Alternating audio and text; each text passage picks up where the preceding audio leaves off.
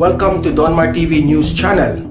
Ilabas mo ngayon ang tapang mo, Yorme. Ito ang ilan sa mga naging pagbabanta at naging komento ng marami sa ating mga kababayan sa mundo ng social media matapos di umong patutsadahan ni Manila City Mayor Isko Moreno na si Davao City Mayor Sara Duterte Carpio patungkol sa magiging halalan sa darating na 2022 national election. Ito ang eksklusibong balita na agad na nagtrending at inag-usapan ng marami sa ating mga kababayan sa mundo ng social media. Matapos nga ang balitang tila hindi daw papabor si Mayor Isko Moreno at hindi nito iboboto kung sakasakaling magtatakbo di umano ang presidential daughter na si Mayor Sara Duterte Carpio sa pagkapangulo sa darating na 2022 national election.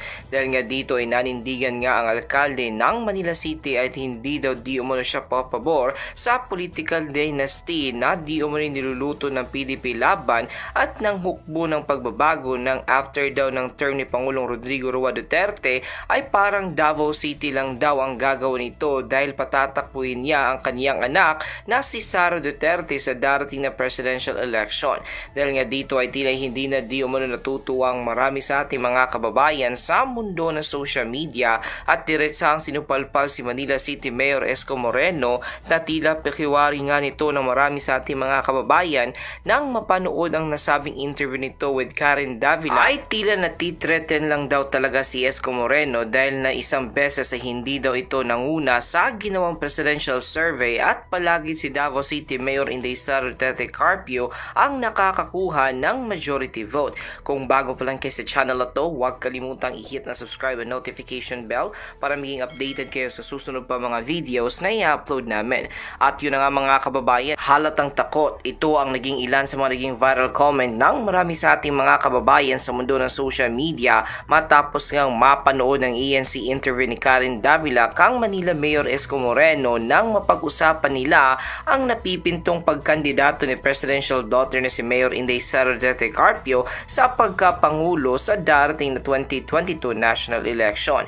Nanindigan si Manila City Mayor Isko Moreno na hindi raw dapat ito mangyari at hanggang maaari ay hindi daw niya ito susuportahan kung ito ang magiging kapalaran. Ayon nga sa nasabing interview, ayon kang Mayor Isko Moreno ay hindi daw angkop sa nararapat sa isang demokratikong bansa na ipamamana daw di umano ang nakaraang posisyon na isang nakakatandang politician na kamag-anak sa isa sa mga aspiring candidates sa darating na 2022 national election.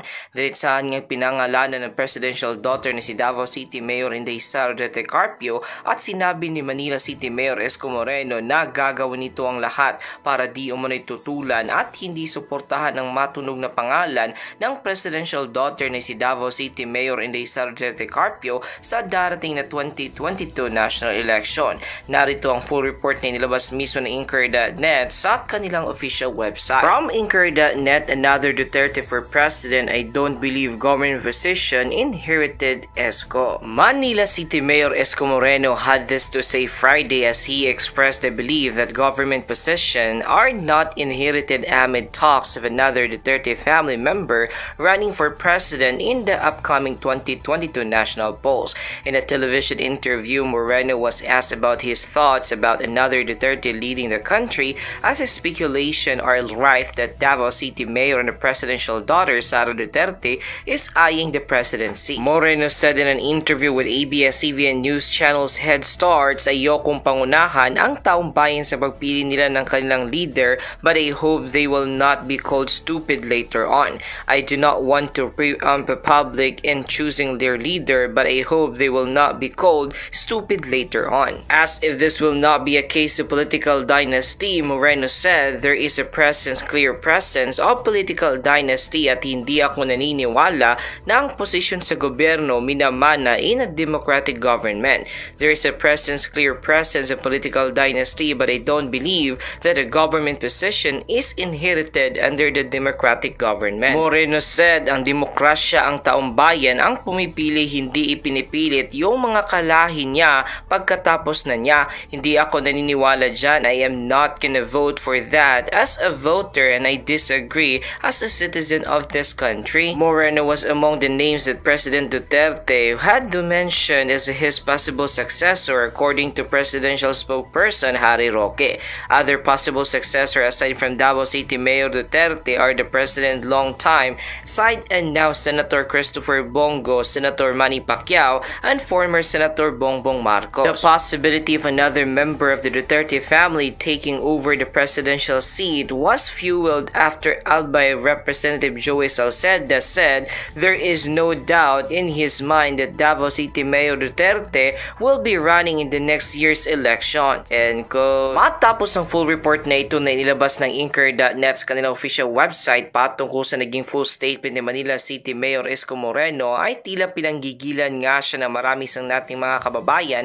at ayon din mo sa kanilang naging pag-unawa na tila pinaghihiwatig daw ni Manila Mayor Isko Moreno na kapag ibinoto ng taong bayan ng another Duterte ay tila estupido daw na may tuturing ang bawat boboto dito. Dahil nga dito ay ilan sa kanyang mga taga-suporta ang di umani na turn off sa naging pahayag na ito ni Isko Moreno at hindi makapaniwala na nanggaling pa di umano sa bibig ng kanilang mayor ang salitang stupido sa naging pahayag nito patungkol sa pagsuporta ng marami sa ating mga kababayan sa darating na 2022 national election kang Davao City Mayor Inday Sara Duterte Carpio. At ito na nga mga kababayan ang naging social media post sa marami sa ating mga kababayan kung saan ay kanila nga binweltahan si Mayor Isko Moreno. Ayan na, lumalabas na talaga ang totoong kulay mo, Yorme. Kalabanin mo na ang lahat, wag lang ang mga Duterte. Ha, you know what? Ang dapat sa iyo ay tanggalan na ng kapangyarihan, pabunuan ang Manila. Dapat sa iyo ay patasikin na sa iyong pwesto. #patalsikin. Ano ba yan, Yorme? Lumalabas na ang totoong baho ng pagkatao mo, kaya siguro naging ganyan kasi alam mo na talaga matatalo ka ni Mayor Inday kasi siya palagi ang nangunguna sa survey at hindi ka man lang napabilang sa Magic 5. Ha. #will never support you, Yorme. And sa naging social media post na ito na marami sa ating mga kababayan ay kumpirmadong pinapatanggal na nga na marami sa ating mga bayan si Yorme sa kanyang pwesto dahil ayon sa kanila ay nawala na di umano sila ng tiwala sa nasabing mayor dahil lumalabas na di umano talaga daw ang totoong kulay at baho nito. Kaya ayon nga di umano sa kanila ay we will never support you, Mayor Isko.